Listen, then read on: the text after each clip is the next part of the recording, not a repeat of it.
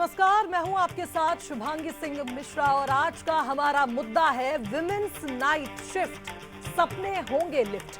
मध्य प्रदेश में मॉनसून सत्र के दौरान एक विधेयक पेश किया गया जिसने न सिर्फ महिला को सशक्त बनाने के लिए एक महत्वपूर्ण कदम की ओर इशारा किया है, बल्कि एक सवाल भी किया है कि क्या नाइट शिफ्ट में आने वाली विमेन्स के ड्रीम्स यानी सपने लिफ्ट होंगे।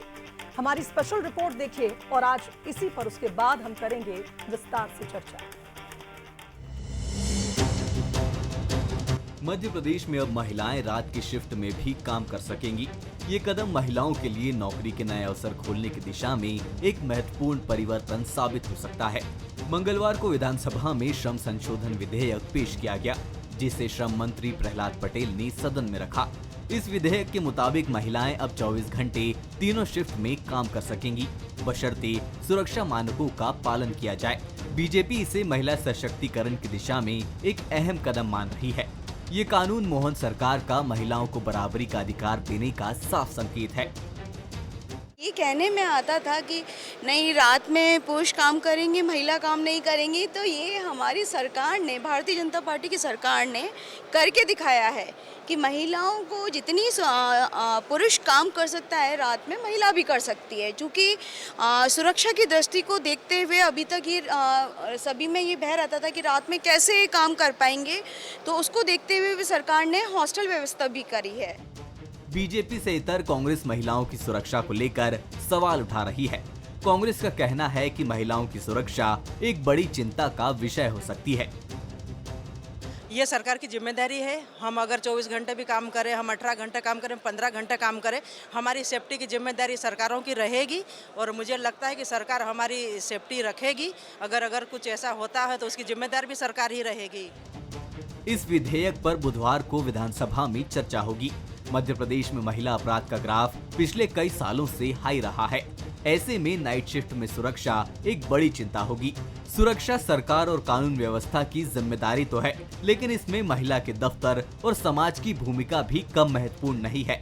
क्या हम महिलाओं को सुरक्षित पब्लिक ट्रांसपोर्ट दे पाएंगे? अगर सारी व्यवस्थाएं ऑर्डर में हो, महिलाओं को सुरक्षित एनवायरनमेंट मिले, तो नाइट शिफ्ट महिलाओं के सपने लिफ्ट करने वाली साबित हो सकती है। तो देखिए, महिलाओं को सशक्त करने के साथ साथ उनकी सुरक्षा का भी ध्यान रखना जरूरी होगा। ऐसे में इस पूरे मामले पर अब बंसल न्यूज के कुछ सलगते सवाल हैं, उन पर हम नजर डालते हैं। पहला सवाल तो यही है कि क्या नाइट शिफ्ट महिलाओं के सपने लिफ्ट करने वाली साबित हो पाएगी? दूसरा बड़ा सवाल ये कि नाइट शिफ्ट महिलाओं को समान अवसर देने की दिशा में कारगर साबित होगी? और क्या महिला सुरक्षा की जिम्मेदारी सरकार के साथ समाज की नहीं है? आज इन्हीं सवालों के इर्द गिर्द रहेगी हमारी चर्चा। सबसे पहले मिलिए हमारे आज के मेहमानों से। हमारे साथ आज वरिष्ठ पत्रकार भावना शुक्ला जी जुड़ रही हैं। भावना जी, स्वागत है आपका। पिछड़ा वर्ग आयोग की सदस्य मौसम बिसेन जी हमारे साथ स्टूडियो में मौजूद है। मौसम जी, स्वागत है आपका। और कांग्रेस प्रवक्ता हिमानी सिंह जी भी हमारे साथ इस चर्चा में जुड़ रही हैं, उनका भी बहुत स्वागत है। भावना जी, पहला ओपनिंग कमेंट आपका ही। कारण यह है कि महिलाओं की जब बात होती है तो कहा जाता है कि सशक्त नारी सशक्त समाज की नींव है, और अब वक्त आ गया है कि डरना नहीं है, डटकर सामना करना है और चुनौतियों को पार करना है। कैसे देखते हैं आप इस विधेयक को? देखिए, विधेयक कोई भी हो, किसी भी सरकार के द्वारा लाए गए हो, केंद्र के हो, राज्य सरकार के रहे हो, हमेशा से बहुत मंथन करने के बाद, लोगों के ओपिनियन लेने के बाद में ही लाए जाते हैं और पास हुए हैं। तो इसका मतलब है कि उसमें सहमति तो है। लेकिन जैसा कि बंसल चैनल को मैं धन्यवाद कहना चाहूँगी, क्योंकि विषय बहुत अच्छा उठाया है। जो आपका प्रश्न है, मूल प्रश्न कि सुरक्षा की जो बात आती है, क्योंकि विधेयक के पीछे की जो अपेक्षाएं रहती हैं, जो उद्देश्य रहते हैं, वो बहुत अच्छे हैं यकीनन। क्योंकि कई महिलाओं को अपॉर्चुनिटी इसलिए नहीं मिल पाती है कि देरी से कैसे काम करें। हम लोग, आप खुद भी जानती होंगी, मीडिया से है और हमें रात की शिफ्ट के दौरान काम करना पड़ता है। आने जाने में कई महिलाओं को कई तरह की दिक्कतों का सामना करना पड़ता है। तो यकीनन ये सबसे बड़ी चुनौती तो है। मैं एक इसमें मतलब मुझे ध्यान आया है, बीबीसी में एक खबर आई थी कि प्लेसेस ऑफ जो इंडिया में जो प्लेसेस है जहाँ पे खतरा है महिलाओं के लिए, तो उसमें इंक्लूड किया गया था लेडीज़ पार्क को, स्कूल बसेस को, मॉल को। और इसी तरह की न्यूयॉर्क टाइम्स में भी आई थी।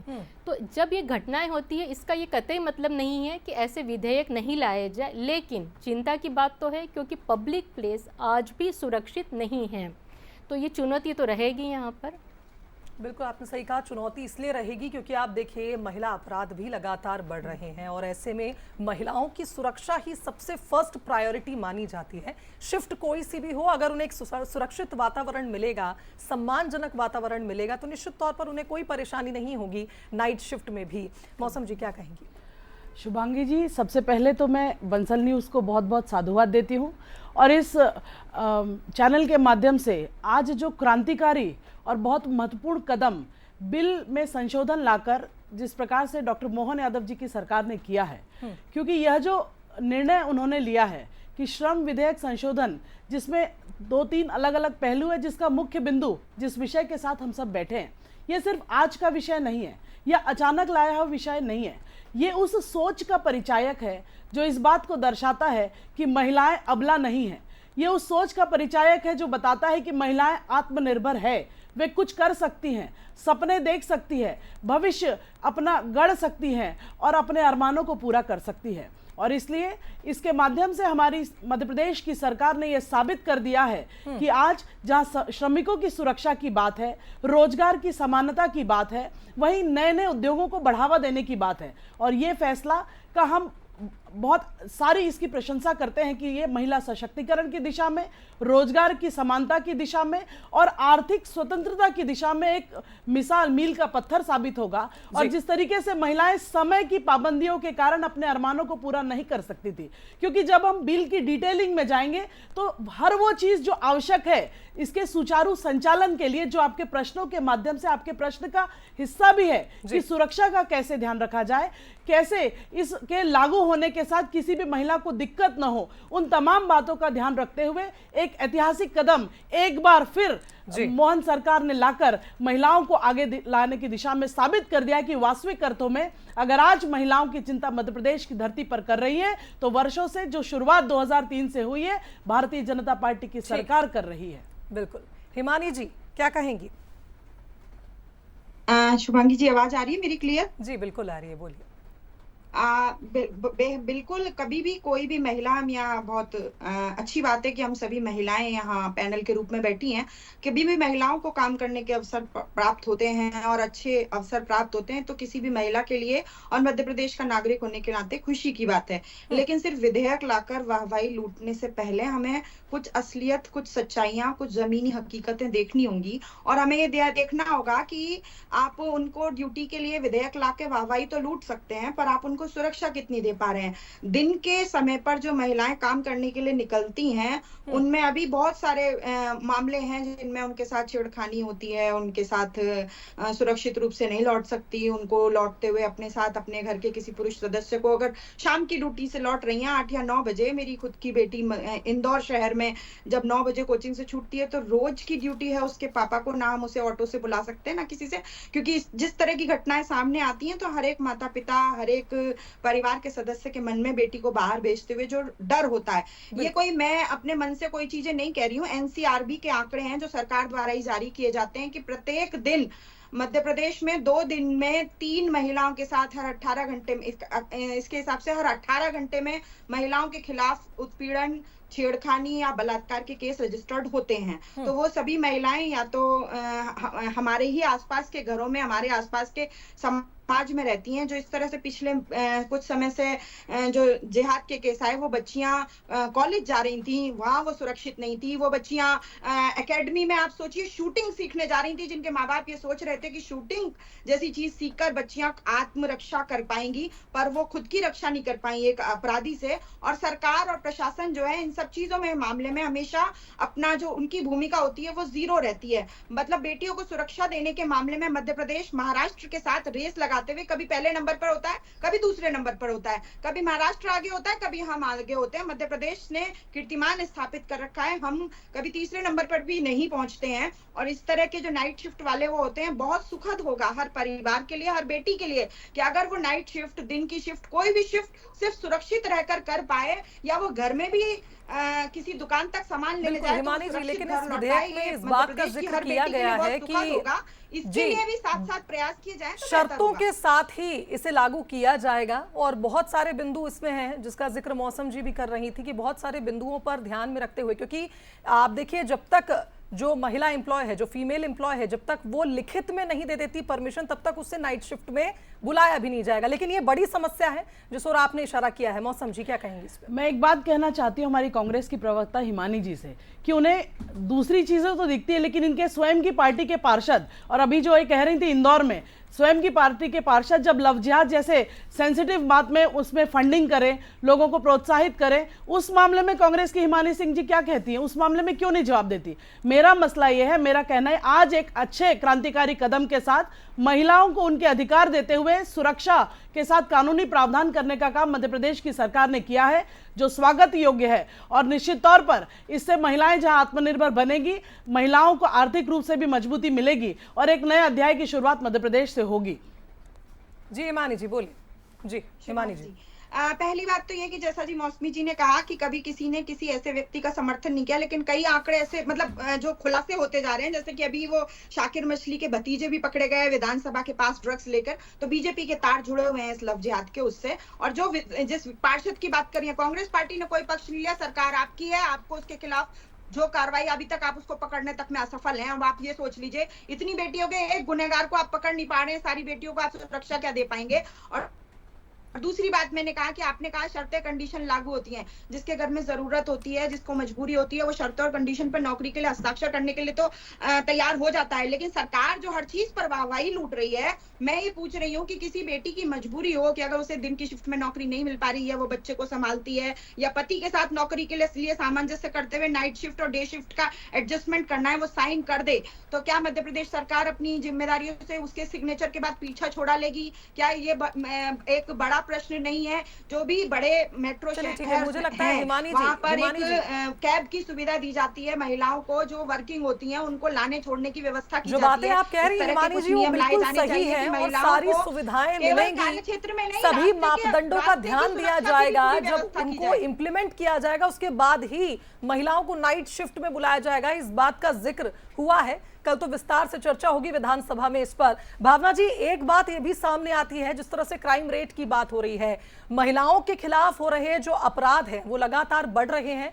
निश्चित तौर पर हम ये देख पा रहे हैं कि उस पर कार्रवाइयां भी हो रही हैं, लेकिन एक और मांग उठ रही है, और मुझे लगता है कि अगर नाइट शिफ्ट की बात होती है तो महिला पुलिस बल को और भी ज्यादा विस्तार देने की बात भी लगातार हो रही है, कि ज्यादा से ज्यादा महिला पुलिस बल को भी हम एम्प्लॉयमेंट में आगे बढ़ाएं, ताकि वो ना सिर्फ इन घटनाओं को ज्यादा बारीकी से वो समझ पाती हैं, बल्कि वो उस दर्द को समझते हुए उस पर कार्रवाई कर पाती हैं। तो क्या आपको लगता है कि अब चूंकि अगर मल्टीनेशनल कंपनीज में इस तरह का महिलाओं को अधिकार दिया जाएगा तो इससे महिला पुलिस बल में भी इजाफा होगा? देखिए, अगर आपने जो बात महिला पुलिस बल में महिलाओं की अधिक से अधिक संख्याओं में नियुक्ति की बात कही है, जिससे कि उनमें वो संवेदनशीलता रहे जो कि महिलाओं के इशू से अपने आप को कनेक्ट कर सके और जस्टिस दिलाने में एक कारगर उनकी तरफ से चार्जशीट कहे, डायरी बनाना कहे, जो कुछ भी कहे किया जाए। लेकिन उसमें एक बात सबसे महत्वपूर्ण है, जब मैं पिछले अपने 15-20 सालों से रिपोर्टिंग में देखती आई हूँ, महिला थानों में स्थिति सामान्य थानों की तुलना में और ज़्यादा बदतर है। वहाँ कई महिलाएं, जो मैं हर के लिए नहीं कहूँगी, बहुत कुछ महिला पुलिस अधिकारी बहुत अच्छी होती है, कांस्टेबल बहुत अच्छे होते हैं, लेकिन फिर भी ये देखा गया है जिस तरह का व्यवहार उनका महिलाओं के प्रति होता है जी, वो एक कह नहीं सकते कि महिला एक वहाँ पे सहज महसूस करती हैं। तो सबसे बड़ी बात होती है कि अगर महिलाओं की नियुक्ति की बात करें तो उसमें ये वाली चीज़ संवेदनशीलता महिलाओं में लाना उस पर्टिकुलर पोस्ट के लिए बहुत ज़्यादा ज़रूरी है।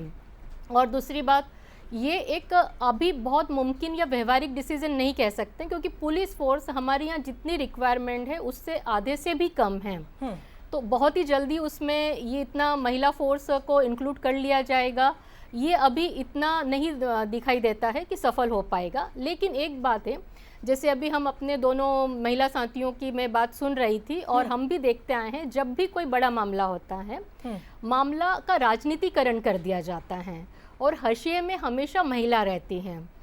अगर हम निर्भया की जो बात करें, गैंग रेप वाली बात करें, 2012 में यूपीए सरकार पे आरोप लगे, कोलकाता में हुआ तो वहाँ पे वेस्ट बंगाल की सरकार पे लग रहे हैं, लेकिन उन्नाव में भी हुआ, हाथरस में भी हुआ। तो कुल मिला के किसी की भी सरकार हो, कोई भी राजनीतिक कनेक्शन हो, पर महिलाएं ही हाशिए पर आती है। तो आपने जैसा कि एक प्रश्न उठाया था, समाज की जिम्मेदारी वाली बात है, तो समाज में इस रूप से एक सुरक्षित माहौल देना बहुत ज़रूरी बात है।